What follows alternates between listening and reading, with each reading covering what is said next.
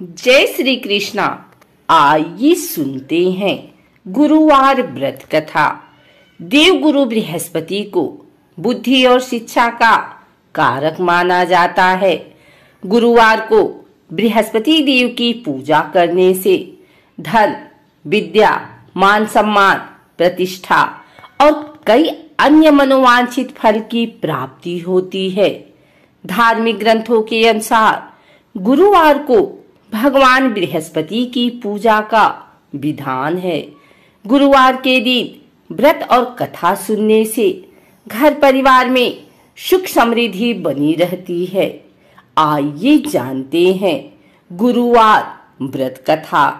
कथा के अनुसार प्राचीन काल की बात है। किसी राज्य में एक बड़ा प्रतापी और दानी राजा राज्य करता था।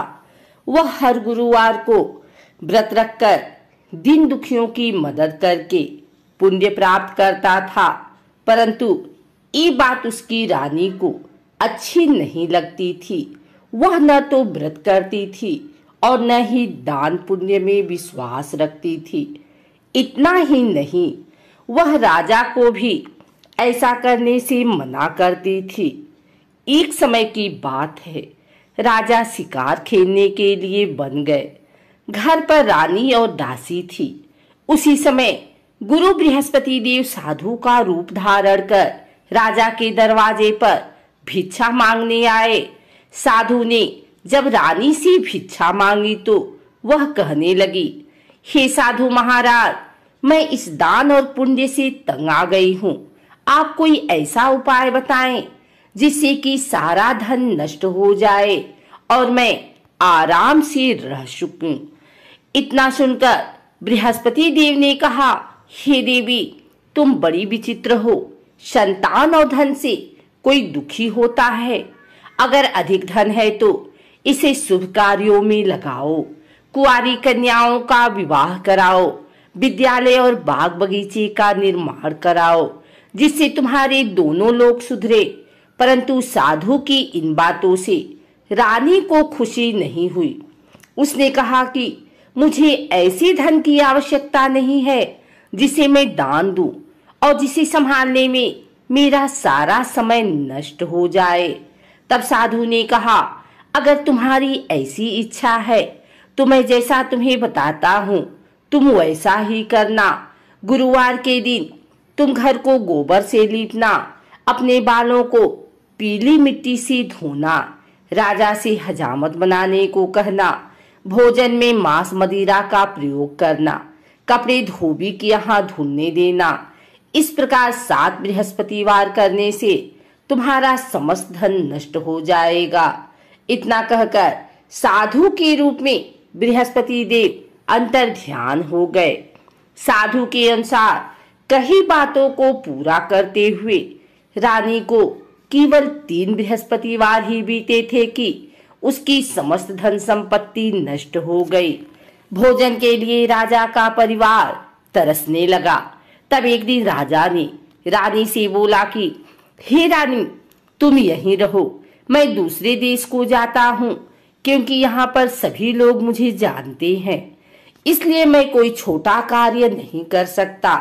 ऐसा कहकर राजा दूसरे देश चला गया।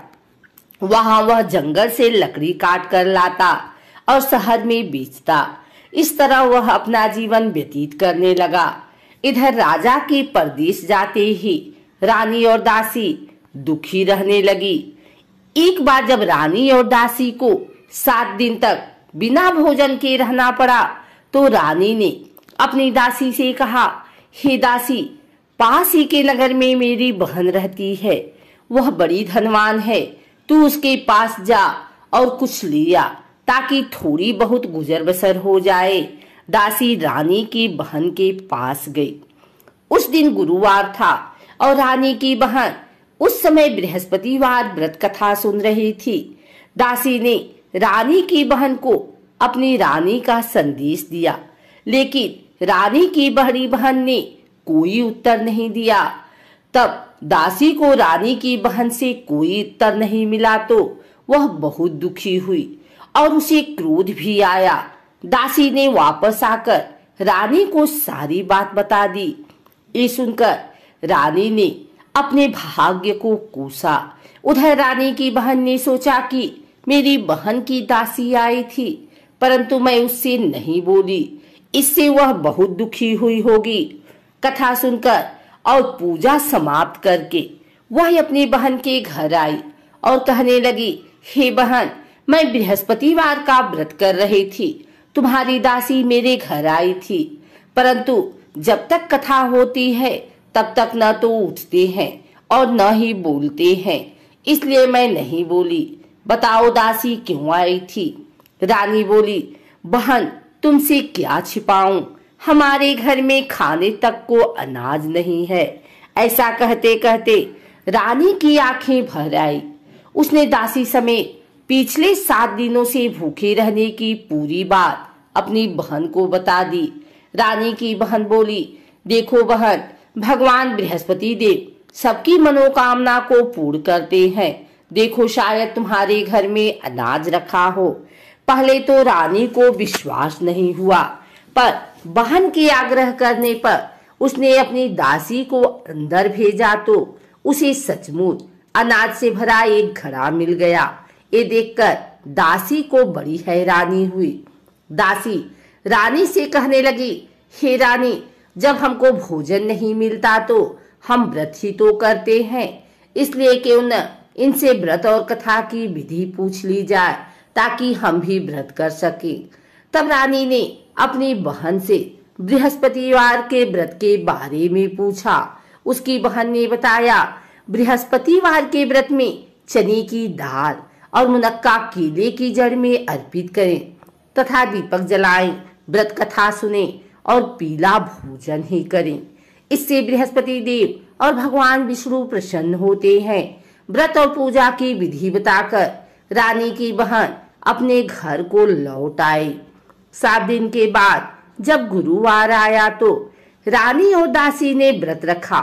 वह घुड़साल में जाकर चना और गुड़ लेकर आई, फिर उससे केले की जड़ तथा विष्णु भगवान की पूजा की।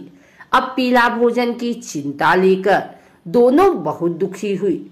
चूंकि उन्होंने व्रत रखा था, इसलिए बृहस्पति देव उनसे प्रसन्न थे। वह एक साधारण व्यक्ति का रूप धारण कर 2 थालों में पीला भोजन दासी को दी गए। भोजन पाकर दासी प्रसन्न हुई और फिर रानी के साथ मिलकर भोजन ग्रहण किया। उसके बाद वह सभी गुरुवार को व्रत और पूजा करने लगी। बृहस्पति देव की कृपा से उनके पास फिर से धन संपत्ति आ गई, परंतु रानी फिर से पहले की तरह आलस्य करने लगी।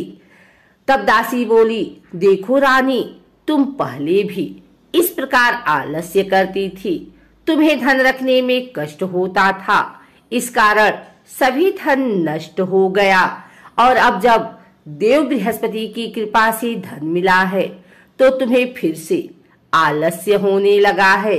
रानी को समझाते हुए दासी कहती है कि बड़ी मुसीबतों के बाद हमने ये धन पाया है, इसलिए हमें दान पुण्य करना चाहिए, भूखों को भोजन कराना चाहिए और धन को शुभ कार्यों में खर्च करना चाहिए। इससे तुम्हारे कुल का यश बढ़ेगा, स्वर्ग की प्राप्ति होगी और पितृ प्रसन्न होंगे। दासी की बात मानकर रानी अपना धन शुभ कार्यों में खर्च करने लगी। इससे पूरे नगर में उसका यश बढ़ने लगा।